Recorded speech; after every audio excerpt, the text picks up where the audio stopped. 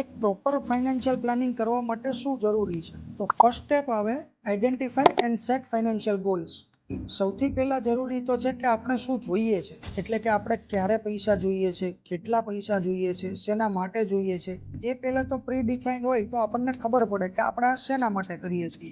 એ કંઈ પણ હોઈ શકે છે, જેમ કે તમારું ચાઇલ્ડ પ્લાનિંગ કે એમનું એજ્યુકેશન અથવા તો મેરેજ માટેનું પ્લાનિંગ હોઈ શકે છે.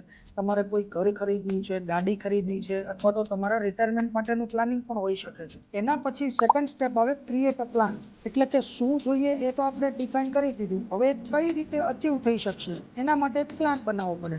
એટલે કે આપણી પાસે કેટલો સમય અવેલેબલ છે તે ગોલ અચીવ કરવા માટે, અને કેટલા રિસોર્સિસ અવેલેબલ છે, એટલે કે કેપિટલ અને કેશ ફ્લો આપણું કઈ રીતનું છે, કેટલા ઓપ્શન અવેલેબલ છે માર્કેટમાં કે જેમાં આપણે ઇન્વેસ્ટ કરી શકીએ અને એના લીધે આપણે આપણો ગોલ અચીવ કરી શકીએ. આ બધી જ વસ્તુ વિચારીને એક એવો પ્લાન બનાવી શકાય કે જેને ઇમ્પ્લિમેન્ટ કરીએ તો આપણા ગોલ્સ આપણે ઇઝીલી અચીવેબલ કરી શકીએ.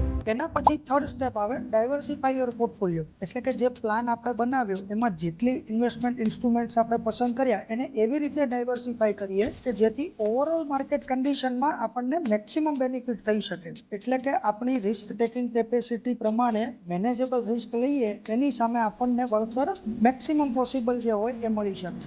એના પછી ફોર્થ સ્ટેપ આવે stay informed and take professional help.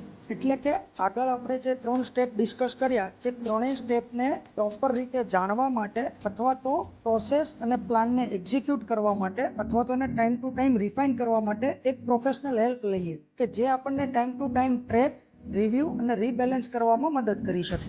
એટલે કે આ બધા સ્ટેપ જો તમે સારી રીતે વર્કઆઉટ કરો પ્રોપર નોલેજ અને પ્રોફેશનલ હેલ્પ સાથે, તો તમારા ગોલ્સ જે છે એ ઇઝીલી અચીવ થઈ શકે છે. અને આ જ સારું ફાઇનાન્શિયલ પ્લાનિંગ કહી શકાય. જો તમારે પણ આવું પ્રોપર ફાઇનાન્શિયલ પ્લાનિંગ કરવું હોય અથવા તો તમારે એના વિશે વધુ જાણવું હોય, ધેન લેટ્સ કનેક્ટ.